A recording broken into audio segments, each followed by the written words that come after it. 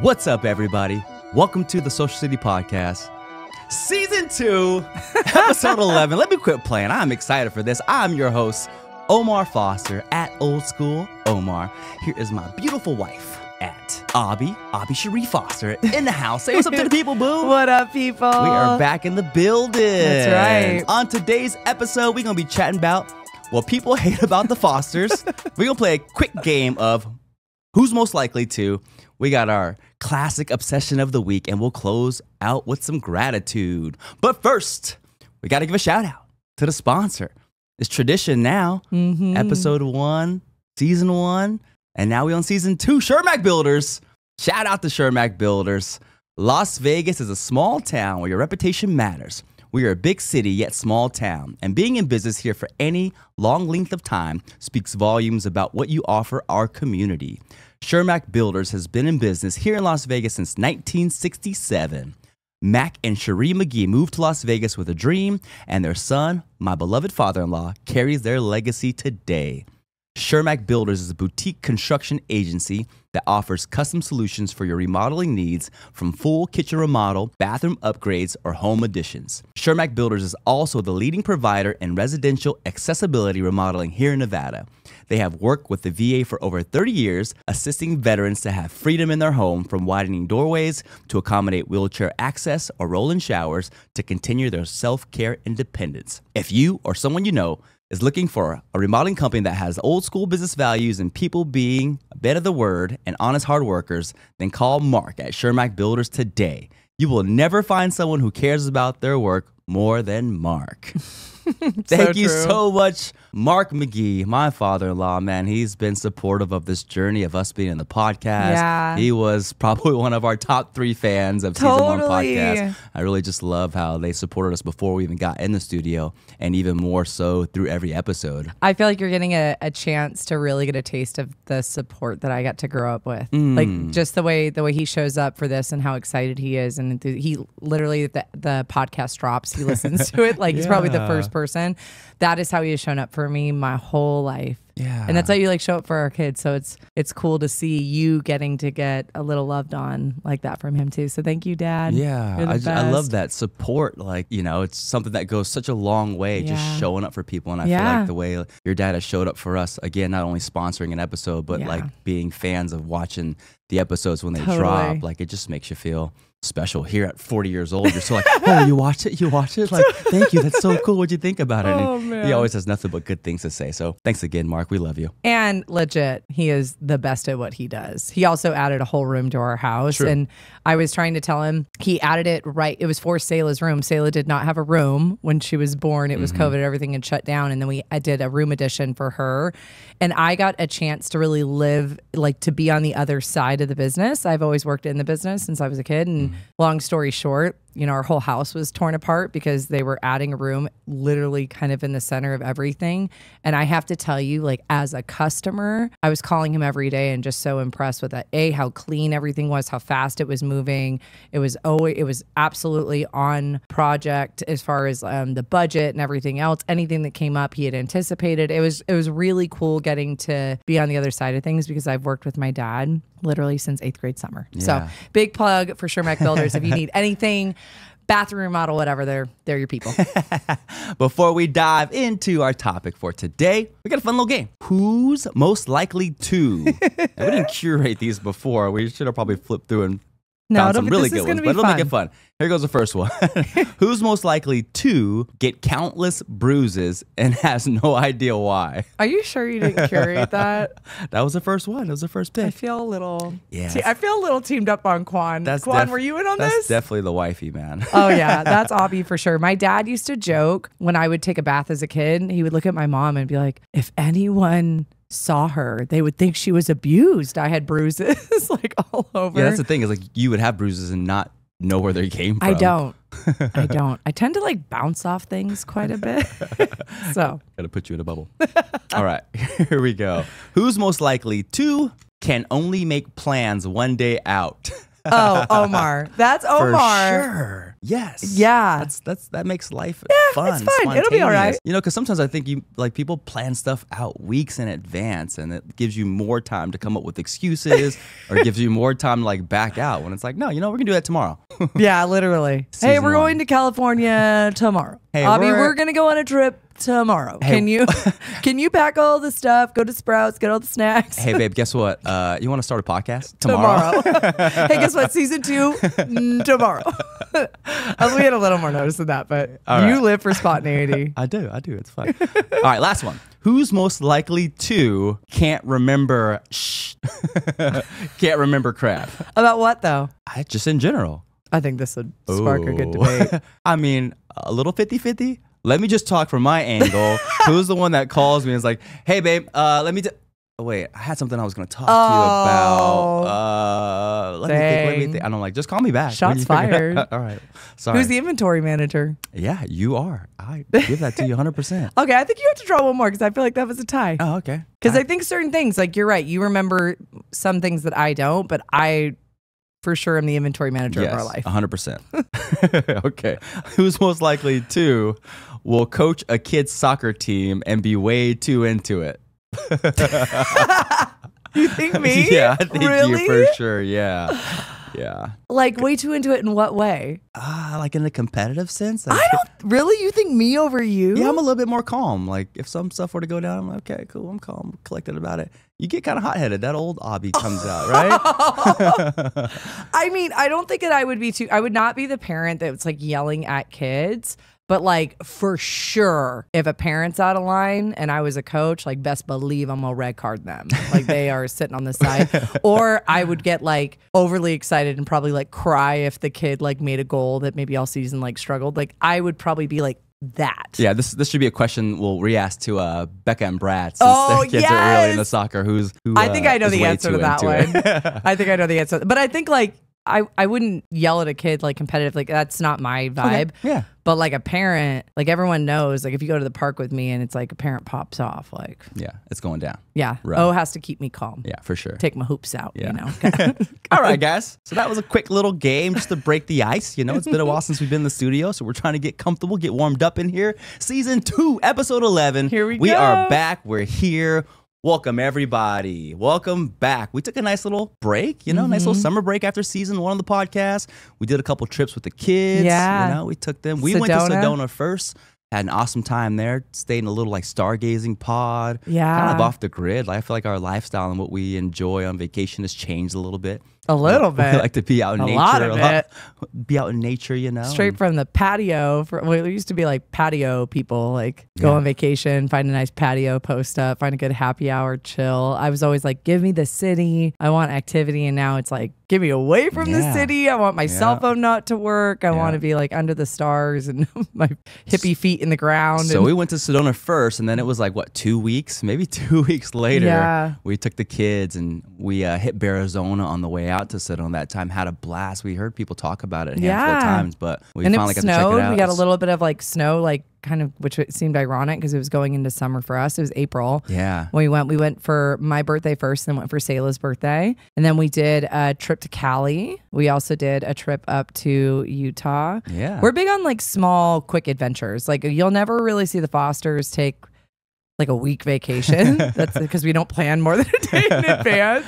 But I think we're very good about like, hey, we have a short window. We have 3 days, 2 days. Like, let's maximize it. So our kids are used to kind of quick adventures. So we got out, did a little bit of mountain, a little bit of beach. Little mountain, little beach. Like Uriah recently caught his first fish all on his own. Yeah, he did. I mean, like he put the worm on the hook, casted his line, got the bite. The bobber was bobbing, reeled it in. Yeah. And then then Grandpa Mark helped him skin, gut it, and then we grilled that bad boy up, and Uriah ate it. He was excited about it. So that was cool. That was a cool experience for me because I remember catching my first fish. I was about the same age. I had this cane pole that was about 5 or 6 feet tall with just like a 25-foot line attached to it. It had no reel. So you just had to throw it out and then just wait for your bite and your bobber to go. And I was like, Dad, I got a bite. Yeah. What do I do? He's like, turn around and run. So we're at Lorenzi Park and that catfish like bounced off the bank and rolled on over to the dirt and stuff. So it was cool just to share. Is that when Lorenzi was closed too? We like broke it at night. Yeah, midnight.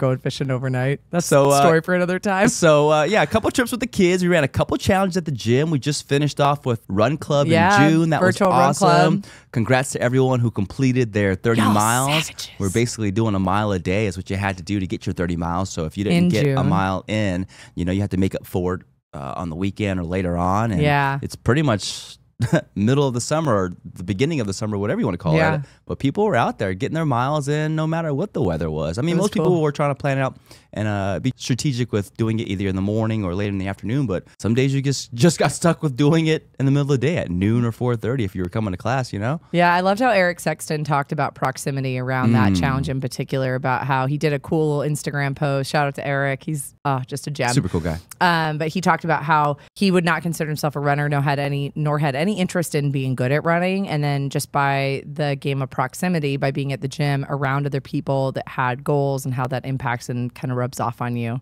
So shout out to everyone that did that. It was such a cool thing. It started out with just getting a wild hair up his ass to run a mile a day. And then that bled over. I think Maria was kind of the next that jumped on that, and then G, and then it was a trickle-down effect of everyone jumping in. So and super cool, man. Super cool to see everyone kind of just posting their journey too, because, if let's say I inspired Maria to start running, like she continued to inspire me with her posts daily of like, oh man, like she got out there. Now you got time accountability. To go, It's like really cool to have accountability. Your circle matters. Your circle matters. Mom and Dad are reminding you over here that your circle matters. It does. We did some self-development, some new networking, and some reflection on season 1, but we are ready to dive back in here and continue the conversation with all of you. I also want to mention, if anyone is interested in sponsoring an episode or two, we are looking for, I think, 2 more sponsors to get us through this season. So slide into the DMs, but, not that way, because we don't want to all be taking our hoops out and putting some hands on people, putting some paws on people. Put some paws on them. So today, we're going to be talking to all our haters. That's right, all the haters. We're coming straight for all the trolls on episode 11.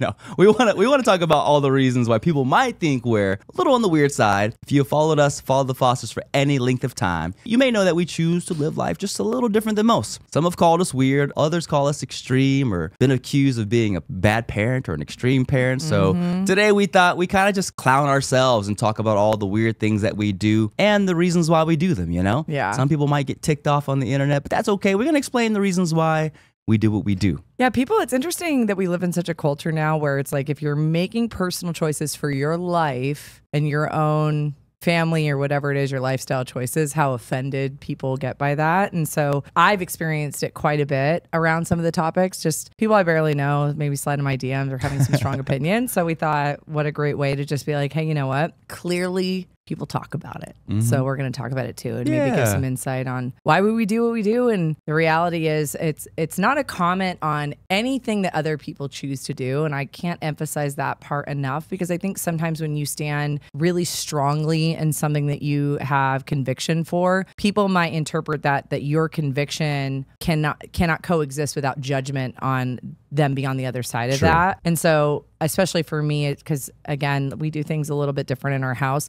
This is not a comment on how anyone else chooses to live. Yes. How you choose to live, like I'm super supportive, whether you're a mom, dad, couple, whatever it is, like that is your choice. It is your path. It is your journey. It is your testimony. So just want to preface that, because I'm sure some of this stuff may ruffle little feathers, and that's okay. Yeah. I'm not afraid of that, but I do want to preface that it is, again, it's not a comment on because we feel so strongly about this that we feel strongly about how others choose to live. Yeah, like similar to the marriage episode that we did. Like some things work for others. This is what works for us, and we're just sharing that to maybe just shed some light on the reasons why. Or maybe give you more content to talk about. Those Fosters, those people are weird. So number 1, we are a family first kind of family. We have clear family values that we use as a filter, and guide to ensure all decisions benefit the family unit as a whole. So some examples of these values are, we have adventures weekly, no screens, no screen time at mealtime. We try to get outdoors daily.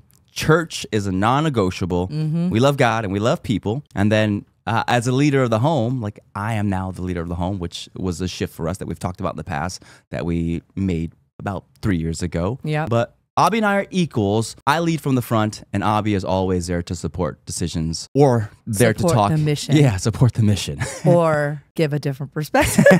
Totally. Sometimes, but ultimately, yes, you lead. Yeah. Totally. And when we say we're a family first kind of family, I think it's important to clarify that. I think Brene Brown is the one that we stole that from. But she said there are some families that are kid first families. What's good for the kids is good for the family. There's some families that are parent first families. What's good for the parents is good for the family. And then there are other families that are family first. What's good for the family is good for the family. So for example, maybe dad could be up for a promotion and it would be good for him, right? Great for work, great for title, great financially, but it's going to mean that he has to travel more, that he's going to miss more things. And as a family, if you sat down and evaluated, yes, it's good maybe for the financial gain of the family, but it's not good for the connection of the family, and that's a part of the family value, then you might not choose to take that promotion.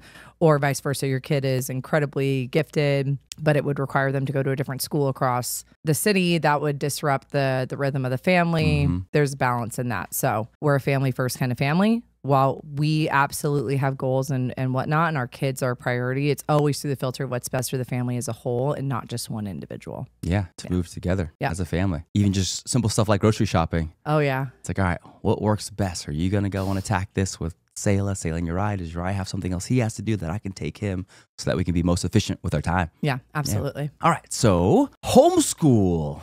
Hot topic, homeschool. Now, Aubi leads the majority of it, but when we talk about homeschool, for me, it's more about the home than it is the school, if that makes sense, you know? Like homeschool is being able to show my kids the lifestyle I want them to live and have majority influence over them. Because let's be honest, whoever your kids are spending most time with is where they're going to get the majority of their influence from. So whether that's other peers or kids in classroom, you know, you're going to meet some kids who aren't the best kids, who might have poor behavior, who might have poor, foul, bad language that they're going to pick up from. And I mean, like, even Uriah just going to jujitsu for an hour a day, you know? Like, he comes back talking about certain shows and he's got certain phrases and we're like, where'd you learn that from? Yeah. And that's just from an hour, you know, let alone sitting and being around that for 6 to 7 hours a day. Yeah, we get this question quite a bit around why we chose to homeschool. And I think initially for me, it started with, I had realized I had missed a lot with Uriah when I was working in corporate and the schedule that I was maintaining. And so I think at first it was definitely selfishly motivated in the sense that like he was in a preschool era. And so it was something I felt very tangible to do on my own, felt very confident in my ability to like share that with him and have that extra time with him. And then through that journey, I started to realize how invested I felt in his development personally, because it started with him. He was obviously much older than Selah, and I wasn't really thinking about homeschool long term in that sense. It was really just, hey, I'm home now. There's this transition. I don't know if I'm going to go back full time to work, and so I'm going to focus on connection, and I'm going to focus on like understanding really where my kid was at because I was gone so much. And then through that, it really just kind of was awakening myself and reminding myself too about the way that I learned. My older sister is like a brainiac. We literally call her Google.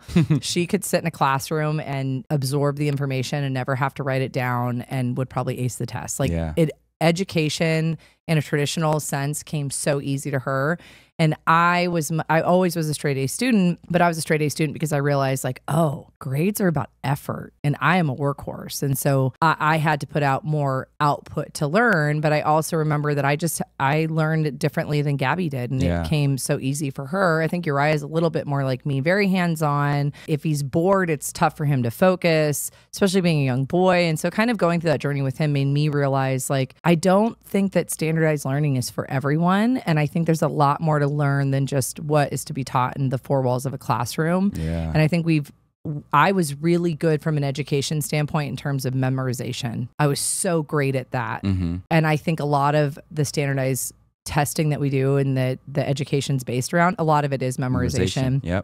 a lot of it isn't thinking outside of the box, being resourceful on your own, being a self-driven, self-motivated person, right? I know a lot of people that after college never picked up a book again to read. And so for me, it was kind of going through that journey and realizing like, man, there's so much more than just curriculum, and every kid has an opportunity to learn differently. And it's like you can really customize what you bring to the table. We have a standard curriculum that we do. We use an accredited program. So he has all of the language arts, math, social sciences. We can add language, all of the things. But then it opened up a door of like, okay, my kids know how to go to the grocery store and pick out fruit. They understand when something's ripe and something's not. They understand even cleaning. They're understanding doing laundry, like things that we take for granted that are life skills that we're seeing more and more as the generation kind of gives into convenience. We've all given more and more leeway to convenience that we don't have that independence. So it started out as kind of like just going to spend more time. And then I realized there was so much more purpose in it. And we want to travel and I don't know, just to see his mind explore. Keeps our schedule flexible to be able to bounce out with a one-day notice, you know? And I would say it like along the lines of what you're saying, life applicable skills. I think you think about like stuff that we learned in school, we're like, dang, like a majority of that didn't transfer into life applicable skills. And there was the one night when Uriah started asking about going to work with me at 5 a.m. And I'm like, bro, my initial response was, no, you're not going to work with me at 5 a.m. And he's like, Dad, you wake up at 4 a.m. I could wake up at 4 a.m. And I kind of took a step back and I was like, all right, like if he wants to go with me and and my deal was if you wake up on your own, I'll take you with me. You know, like I'm not going to come and try to pry you out of bed to get you to go. Totally. So this kid comes into our room at what time? It was like 3:50. He came, my alarm goes off at 4 a.m. This kid comes in on his own at 3:50. He's like, Dad, is it 4 a.m. yet? And I'm like, no, I got 10 more minutes, dude. And I'm like, just lay down for a sec, man. And then my alarm will go off and we'll get ready to go. But what was cool about that first morning I took him and I was like, man, this is my chance to kind of show him, you know, life applicable skills. Greeting in the morning when people walk into the door of our gym. It's, you know, it's good morning, sir. Good morning, Mr. Mike. Good morning, Mr. Will. By their names, you know, calling them by their names, you know, giving them high fives as they're completing their workout or, you know, just like saying farewell or goodbye to them when they're leaving. And I think that's a skill that's important for me or to me to be able to teach the kids is how to greet people. You know, I feel like this day and age, like kids aren't greeting or talking to adults because or looking them in the eye. I mean, in general, people aren't doing that, let alone kids. We have Omar's really good about having our kids also like order for themselves when we go out to dinner or out to lunch or whatever. Like if we're going up to a coffee shop. Uriah took the whole family out to coffee. One of his projects this summer for homeschool was we gave him a loan to invest in a lemonade stand, essentially. And he did an initial lemonade stand, and Asia was very generous and bought enough lemonade for him to reinvest. So he reinvested again into like doubled down on his business and did an electrolyte stand on Memorial Day for Murph. Did donations only. And was refilling and cheering people on and kind of getting to understand customer service. Kid crushed it. Shout out to Uriah. Dude, little kid made over $100. Like, he made over $100. And then he took the family out to coffee with that money. And then he also took some of that money and did generosity with it. And so I think sometimes when people think of homeschool, they're only thinking of traditional schooling and curriculum. And the reality is it's so much more than that. It's 24/7 schooling for us. For and sure. It is not the easy way out. I think sometimes people look at it like it might be. And I got to tell you guys, like, it's not. And the reality is there's a lot of, I think, people that maybe are curious about homeschooling as moms or dads, but they feel like they're not equipped to do it. And the reality is if you love your child, no one is going to be more invested in their success than you are. True that. And no one knows them better than you. You know when they're struggling. You know the social cues that they have, maybe if they're frustrated or they're insecure or they're having a hard time learning something. Your ability to meet them in that place and teaching them that, like, it's about effort.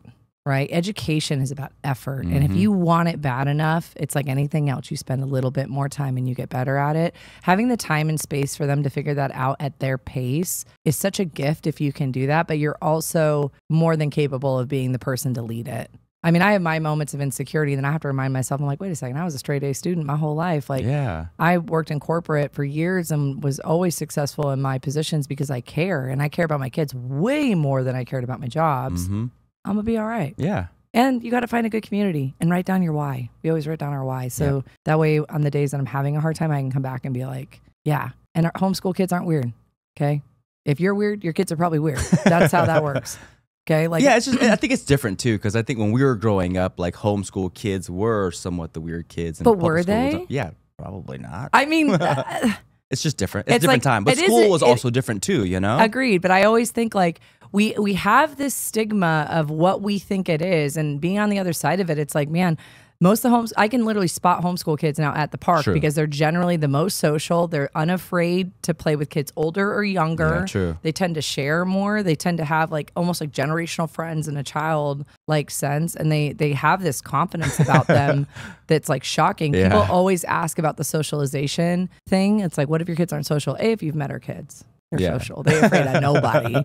And also, I think when you look at adults, when do you go to work and they're like, Omar Foster, you're 40 years old. You live in this geographic area. You need to sit in this section with people that are only your age from your like demographic. Yeah, that actually is the opposite of what work is. You go to work and you have to learn how to deal with this person that's older, that's from a different generation, someone that's younger, someone that has a different cultural background than you. It's all about adjusting in that space. And so the reality is, if you're intentional with the socialization of your kid, because you definitely have to be intentional, right? Like we can't just stay at home in a box and expect them to be social. We're very intentional with putting in them in those circumstances and creating a childhood for them, right? They're not hanging out with adults all the time, but it is teaching them a skill that I think is going to put them at an advantage in a culture with kids that can't look up from a screen half the time, let alone greet a server or talk to their parents or a stranger for that matter. Yeah, true. Right? Yeah. If someone tried to abduct your eye, they'd bring him right back. They'd be like, "Oh, this homie looking me right in the eye, like talking to me, trying to show me his jujitsu moves." Yeah, for sure. He interrogated me. All right, moving on to the second little weird thing the Fosters do is we're going on a year of no TV. Yeah. This gets How crazy is that? Took the TV off the wall. For the record, I was not like on board originally for this. Yep. Because as the mom, like as a stay-at-home mom, let alone like I run my own agency, I help with the gym, and then I stay at home and homeschool. If you're a mom, you know that TV comes in handy sometimes when they're acting crazy or you got stuff to do or like you just need a moment to yourself. And so when you really wanted to kind of push this, like you're like, we should do a detox. We should do a digital detox. I was like, my heels were in the ground. Started as a little 30-day little challenge because we would have our little nightly cuddles and put on whatever show it was, and then got to the point where the kids would throw a little bit of a tantrum when I was like, all right, guys, it's time to get up to bed. And they'd be like, no, just 10 more minutes or one more thing. And I was like, no, this is becoming a thing, and it's every night, and you can see it's a slight addiction to continue to want to watch more and more. Let me read you this stat here. According to the American Academy of Pediatrics, kids 8 through 18 average 7.5 hours of screen time a day, 4.5 hours of TV, equating to 114 full days on screens. A year. Yeah, that's a lot of time. So anyways, we took a 30-day challenge, and then after about 30 days, we just noticed like changes in the kids' behavior. We were like losing the tantrums because they didn't have anything to really throw a tantrum over anymore. And then, our kids would get bored. So they'd have to use their own imagination and their own creativity. And we were starting to watch them play and interact more. And then our connection as a family and as a whole started to grow tighter and tighter with there just being no TV in the house. Yeah, I will say too, I think part of this journey started with the way that we did our parenting in general, where when our kids exhibit behavior that we don't like, before we get mad at them, we try to take a beat and own their behavior as parents. Because generally, I mean, some things are age appropriate and are hard. But if they're exhibiting behavior that we find unacceptable, the first place that we generally go is ourselves. Yeah. And we say, okay, why is this happening? What are we doing that allows this time or space for this behavior to happen, especially if it's cyclical? If there's a pattern, then generally it's something that we're doing that allows it to happen, right? Yeah. And so I think that was a habit that we had already started to form through our parenting, and then looking at the TV and looking at the tantrums that were being had, it was like, no. This has got to stop. And then the TV genuinely was broken. There was a pixel that was broken. And so the TV broke for a 30-day digital detox. And it took about, I would say like 2 or 3 weeks, where the first 2 or 3 weeks were absolutely a little rough. And just breaking patterns. And then after that, they kind of stopped asking for it every day. And then what we really saw, especially with Uriah, because he's a little bit older, so I think the behavior shift was a little more noticeable than where Say was at. But Uriah, man, it was so painful for me. Like, I could not get him to do crafts. Like, he was not a crafts kid. If you're a homeschool mom, you're like, you understand the struggle. Like, a lot of what you're doing is hands-on learning, and he just had no interest in like drawing, writing, coloring, painting, kinetic sand, like any of that stuff. It just was not his thing.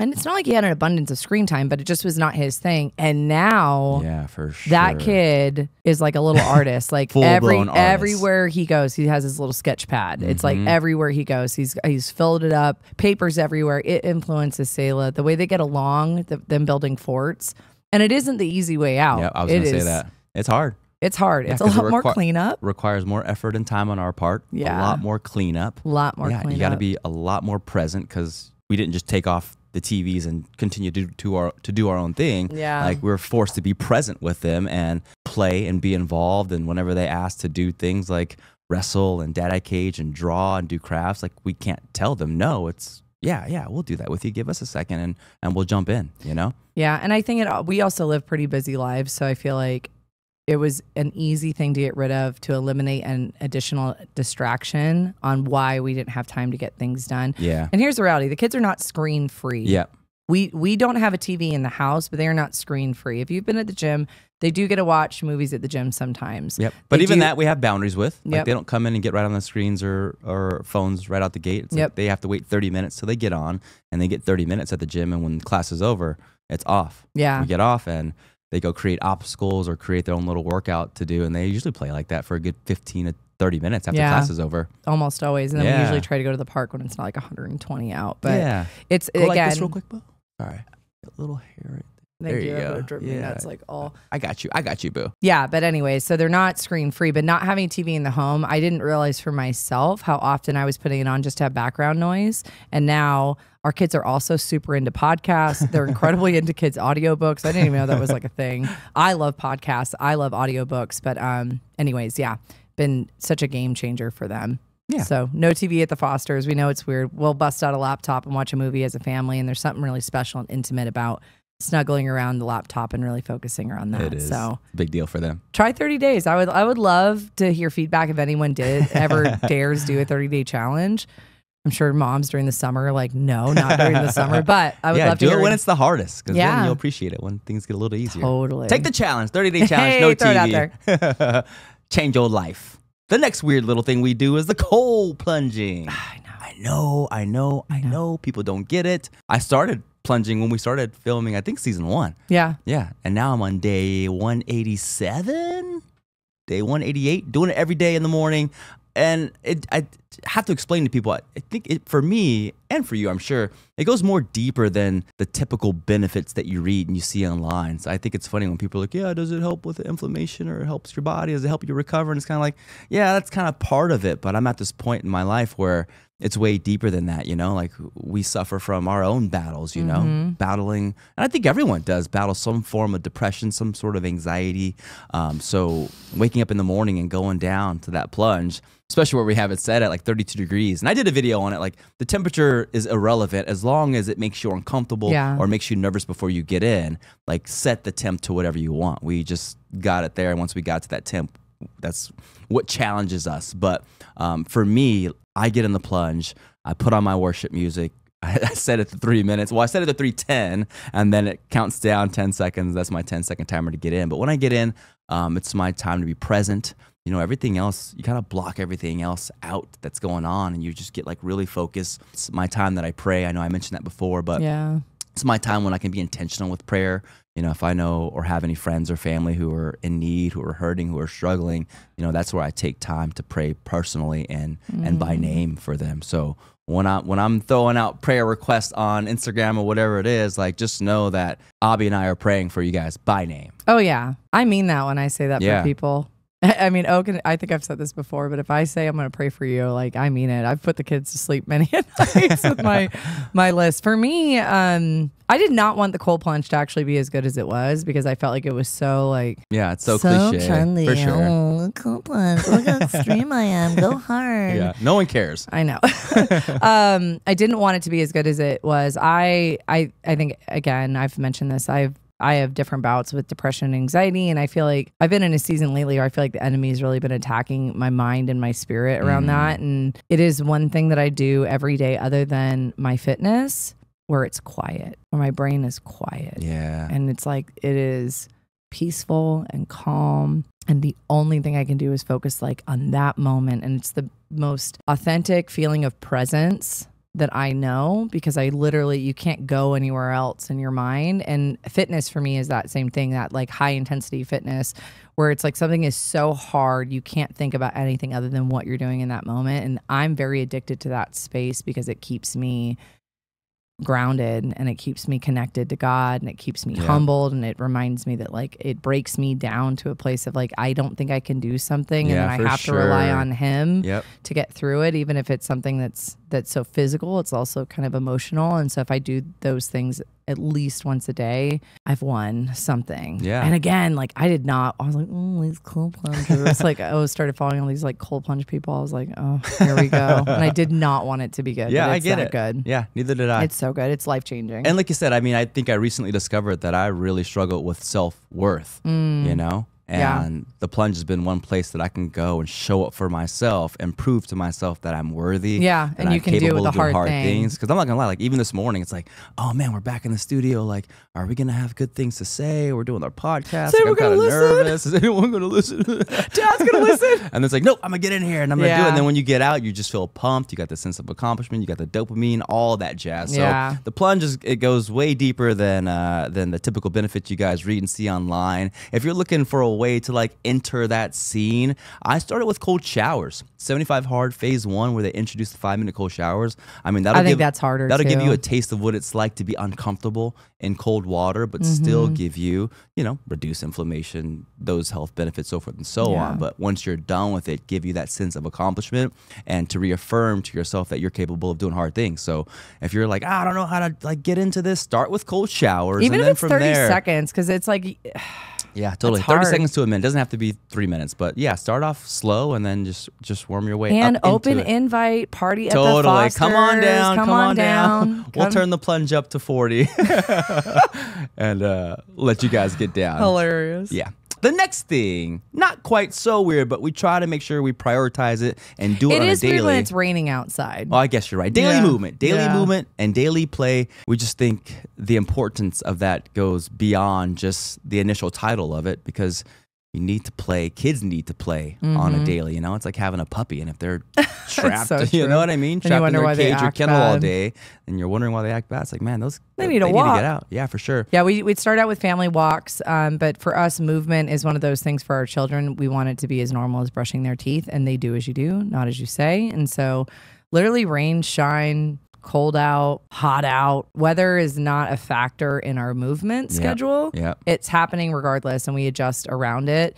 If you watch children, it's very rare you'll hear kids say, oh, it's too hot out to play. Oh, it's too cold out to... Yeah. We learn that as adults, and we use those sound bites. And it's funny because if you take notice to that, you'll hear it more often, right? Yeah, man. People in Vegas complain about the weather all the time. It doesn't matter when it's cold, when it's hot. It's like, oh, man, it's so cold. Oh, man, it's too hot. 117 record breaking. I'm like, I'm going and for a ride. Also, the reality, it's like... I mean, I've lived here my whole life, and it's like 105 and 110. It's hot. Yeah, once it gets over 100, it's hot. The same. It don't matter. And it's like, if you talk about how hot it is, it don't make it any cooler. You live in the desert. Welcome. Yeah. Welcome. Yeah, like we're here. It. I mean, I'm a lizard. I love the heat, so maybe that's why. But they're not we don't allow that to dictate it. And it's changed the game for us on like limiting self-talk, even on like, I don't have time, or it's too hot, or it's this. Because on 75 hard, when we went through all the phases over that year. It didn't matter. We have video of us like in the rain, in the wind, in the cold, in the heat. We just did Run Club in June. Yeah. It's like, it is what you make it. Yeah, and I think the importance of play for kids, especially at a young age, is they get to kind of test their boundaries and what they're capable of. Yeah. Like I love when the class is over and they set up their own things, like Uriah and Selah, and when Max and Emma and Brody and those kids are in the gym, they put up boxes, they want to climb the ropes, they want to get on a bar and see how long they can hang for. Yeah. So we'll like count down. Yeah, we'll count down, from 10 down to 1. It's like, dude, you were able to do 10 seconds. Like it gives them a sense of confidence on how long they can hold for, to be able to test their bodies and see what they're capable of. And if you don't move daily, like I always think about, for me, like I want my kids to look at our life and think I want to be like mom and dad as much as possible. I'm sure there are a lot of things they're probably not going to want to maybe be like us. But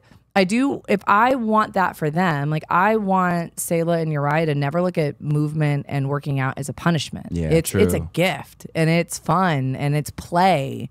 Like I look at fitness as play. Like it's playing for me. Like, oh, do you want to go work out? Like it's like a play date. It's like an adult play date. But want to go to the playground? Yeah, exactly. So if like we can emulate that and embrace that, then it's a gift to them in their future. It's not this separate thing. I'm not have to start a program. I don't have to start a new thing. You can have goals to work towards, but it's just something that they do all the time. And then they find play in it, and then they keep that for themselves as they get older. Yeah. It's important to have fun, I think. Yeah. And fitness is fun for us, and the cold plunge because we're sadistic.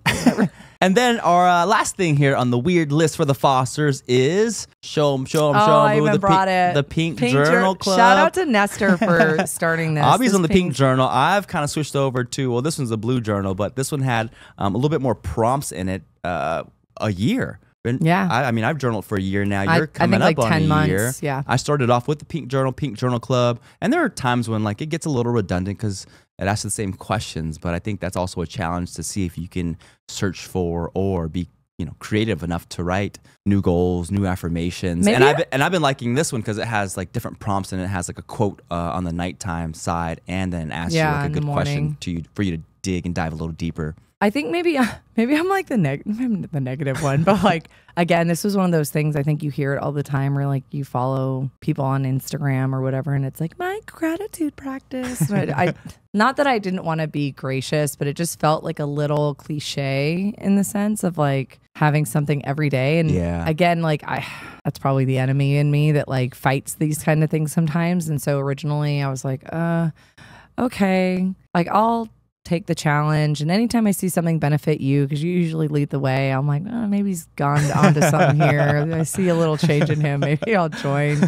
And again, it was one of those things that it's like I didn't anticipate it being as transformative as it was. Maybe I knew it would be good, obviously, because anytime that you put focus towards something positive in your life, like you're going to have more abundance in that area. But I did not anticipate how it would change my perspective so greatly, because it really does turn your day into Easter eggs. Like you're looking at Easter eggs of things of gratitude, these moments with your children, a nice interaction with a barista, because I love some coffee, or maybe an opportunity to be kind for someone and open a door, have this like really genuine interaction or something of that nature. Like I did not anticipate how much it would shift the overall perspective of my day, having the practice morning and night. And it's not perfect, but man, is it changed if you really challenge yourself consistently. Yeah. Because you got to do it consistently, and it literally rewires your brain. There's science that backs it, that talks about neuroplasticity and our ability to rewire the way that we view the world and the filter. And as someone that generally, I think, struggles with like not a total negative point of view, but I, in stressful situations, tend to spiral before I can. Far extreme there. Yeah, worst case scenario, play it out. The world's going to end. But other than that, like this has helped me really shift into a more positive frame of mind, and also to appreciate the little moments. Like it could be like a moment with Selah in the morning, with her helping me with breakfast, and maybe the rest of the day is garbage. You remember when I asked you what your affirmations were and how you normally write them? And we discovered that you don't write I am, or that you weren't doing that at the time. You would write you are. What would you do? You are beautiful. Yeah, I wouldn't say, I would never claim it. I would always like, I'm really good at speaking life into other people. And I was just applying that to myself. Yeah. You are wonderful. You are a good mother. You are a good wife. And then I was reading it to Owen. I was like, oh my gosh, I don't say I. Yeah. Like I was uncomfortable writing I am. So even that has been like very insightful to the work that I still need to do, but also a good muscle practice of gratitude towards myself and kindness towards myself and playing that out. Yeah. I mean, I just read the prompts because you guys are like, journal, I don't get it. You just go in and write. So on this one, I've been on for, I don't know, probably 90 days. This is probably my second or third book. Either way. So for the morning, it's today's top goals, today's affirmations, and then I'm grateful for. So just to give you guys an idea of stuff that I write. Sometimes I'm in a rush and I can tell by how sloppy my handwriting is. Did that ever happen to you? I have rheumatoid arthritis. My handwriting is always sloppy. Okay. Well, anyways, today's top goals. My number one top goal is always to wake up. I'm like, wake up. Like I woke up. Yeah, I'm excited that I woke up today. Plunge, pray, play. Speaking of play, this is from the 5th. Today's affirmation, I am kind, I am loved, I am grateful for friends. Aubi saving Uriah. Uriah had a little scare in the pool yesterday. Swallowed a little bit too much water, but Aubi was there. We're good. Things are good. That's stressful for mommy. Episode. That's for another episode. And then the nighttime goes, what went well today? And then what can I improve upon? And then the one thing I like about this journal is, like I said, it's got quotes as a nighttime prompt. And this one says, your life does not get better by chance. It gets better by change. You know? And then it asks you, how can you change for the better today? And I wrote, keep showing up. Yeah, you know? that part. That part. That part. You want to read something from yours, or are you good? You know, I mean, just open up. I mean, we're being vulnerable here. We're back on season 2. It's time to just... my morning meditation was train and plunge. Don't allow insecurity to run your mind. I am worthy. That was the thing that I focused on. And then an affirmation was, I am lovable. I am a good wife. I am a good mom. And I am a child of God. Hey. Talking about. And then I always, on mine, it says what I'm grateful for. I always list things in the priority in which I try to put them in my life. So I always have a habit of like, got it. It always goes, I always, order. God, Jesus first. Then it's always something I'm thankful about you. Then something thankful about our kids. And then the rest of whatever I'm grateful for that day. But I always, in a meditative way, write it in that order to affirm for myself the priority of what I'm grateful for. Got it. I love that. Yeah. Yeah. And it's been maybe 2 weeks, a couple weeks ago, Uriah, was it Uriah or Selah? One of the kids asked to come in and journal with us before bed. And he was so excited. Yeah. He said, I'm going to come in and we're going to all journal together on the bed. Yeah. Because they do as you do, not as you say. There's another one. Yeah. The kids just and follow self-development and reading and reading our Bible Yep. and how they mimic that and the importance of what it does for you on a daily basis. Because again, the game is consistency. Diet, mind, body, soul, it's consistency. Gratitude, consistency. Faith, consistency. Yeah. Can't show up on Sunday and think that like you're going to be plugged in the rest of the week. Can't journal once a week and think you're going to be grateful. It is a consistent practice. Everything that we do, it's that daily wins, and maybe it makes us a little weird, but it's what we do. That's what on we vacation, do, at home, on a Monday, on a Sunday, it's the same at the Foster house for sure. Yep. So that wraps up the weird little things the Fosters do and the reasons why. Yeah. Hey, you're welcome for that. Yeah. We still are going to close off with some obsession of the week. Week. The echo. Let me you want me to hit it first? Go ahead. I mean, it's been an obsession for 58 days now. Running has been a new obsession. Who are you? You know what's crazy about this is anyone can tell you, like, I've spent 14 years just identifying as not being a good runner. Whenever it's come to like a mile and above, like I can do 400, 600, 800 is cool. But who was your hype girl that all 14 years? What did I always say? always said you're good. From the time we started dating and you wouldn't run with me. She said you just have to put your mind to it. And I never put my mind to it, y'all. Yeah. So running is mental. With all the other disciplines and crazy weird stuff we just added another one. Doing, I was like, let me try. What is it about 30-day challenges? I love a 30-day challenge. Omar needs like 25 hours in the day, though, because the win list is getting long. It is, man. It's long. Old. But it's okay, though. So I was like, I'm going to run every day for 30 days. See how this goes. So days 1 through 10, I was doing a mile run, and then I bumped it up. Days 11 through 20, I did 2 miles, and then the last 21 through 30, I was doing 3 miles. And you know what? Before I started the run challenge, I was kind of waiting to see what clicked mentally more than anything. Yeah. More than anything physically happening, getting faster, having more endurance. I was like, Yep. man, I'm really curious to know like where runners go in their minds. You got the doing the flow. monotony, you know? It's called and the flow. And it was around like day 21 Yeah. that clicked. And I was like, man, it's similar to plunging where like you just get time by yourself to It's just be in your different. head, to get bored, to think about where you've come from, to where you are today, to where you want to be in the future. It's almost opposite of plunging in the sense that like you have to kind of go somewhere else mentally, like Yeah. when you're running, and you go into like a different flow state, but you have to have a little bit of time under your belt to do it. And when we were doing Run Club consistently, that's why I've always liked running. But it's funny to see you now run. I always knew it. Yeah. I always knew it. Now we signed up for a full marathon, y'all. So I did, man. I did. November. Never done one before prior to this little running journey. He's never run more than a 5K. Furthest I've ever run was a 5K. And when I did my half marathon, his only feedback was, "Why didn't you do a full?"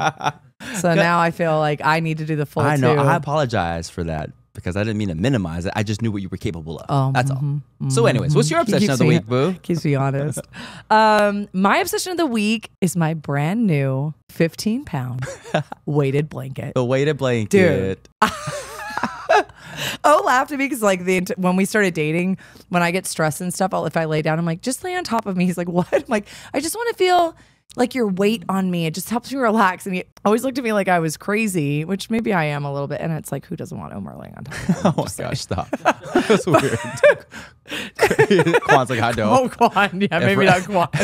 If Raynon and Clifton were here, they're like, everyone's a little curious. Anyways. No, but my weighted blanket, I got it recently. And man, that thing is just like, I sleep so well with it. love It that just for feels you. like a nice little hug. And it's not like too, I don't know. I guess I expected it to feel like hot because it's like 15 pounds, but it's just like a nice little comforting little hug for my anxious self. Yeah. So I love it. my weighted blanket's y'all. been obsession of the week. Yeah. Let's close it out with some gratitude. Gratitude. Tell us what you're grateful for, boo. I am super grateful for Forrest Frank. Our favorite, he's one of our favorite artists, but he's a phenomenal Christian artist. He actually is the lead singer for Surfaces. If you like Surfaces, he has dropped. He's only done one album on his independent, but he just keeps dropped another one. He keeps dropping. Yeah, Forrest Frank is cool because when he gets in the studio and just creates music, he just drops it on Spotify. And you get a new song. You don't have to wait for a full album to come out. And we're taking the kids to their You're first. stealing my bad. You're stealing it. I got excited. Go ahead. This guy. My fault. This guy should have run a full. Should have run a full. Full. No, so we're taking the kids to their very first concert to go see Forrest Frank, and we've been so excited about it. But last night in particular, what I'm grateful for is that we were upstairs getting ready and cleaning up, and we had our music playing downstairs, and it was Forrest Frank, and we just hear Uriah and Selah going off. Yeah, for sure. God is good all the time. If he ain't, then you lying. And like they're just going off, like on their own, singing, and they're so excited for the concert. And so I'm just so excited to share that with them, and that there's music out there that's that good, that's sharing the values that are so important to us, that's actually good music and not like love it. Some of the stuff that I grew up on where it's like made me think Christian music was corny because it was growing up, and now it's like, no, this is good. Yeah, it's on the it's rise. the good news. Yeah, for sure. It's good. Yeah, so for sure. Thankful for that. What about you? I am grateful for you, boo. Oh. And how supportive you are. Like I wouldn't be where I am today without the support that you provide. I mean, the lemon love notes that you leave me in the morning just gas me up. Just like the other things I do that gas me up. I just think it's so important for me and, other married men to have a wife that kind of supports them along their journey and their dream. You know? Aww. Yeah. Well, I'm proud of you. Super grateful for you. Like I could do this on my own, but it wouldn't be the same without my partner by my side, my sidekick, and my best friend, and my soulmate. You really are my best friend. Yeah, I love you. Yeah, I'm excited to be in the studio Season again. 2, it's fun. babe. Like to get to stare at you like this intentionally. Kind of get some things you flowing guys can't in see here. it, but we get to look Yeah, we deep do. in each other's eyes. Yeah, totally. And I really think you're attractive, but you're extra. Tell them the good news, boo. You guys are made with a purpose, on purpose, and we're so thankful you spent your hour with us. That's right. Fit Force, woo. On 3, 1, 2, 3. Fit Force, woo. Season 2. We in the building. We in here. Stole your coffee. You did steal my coffee.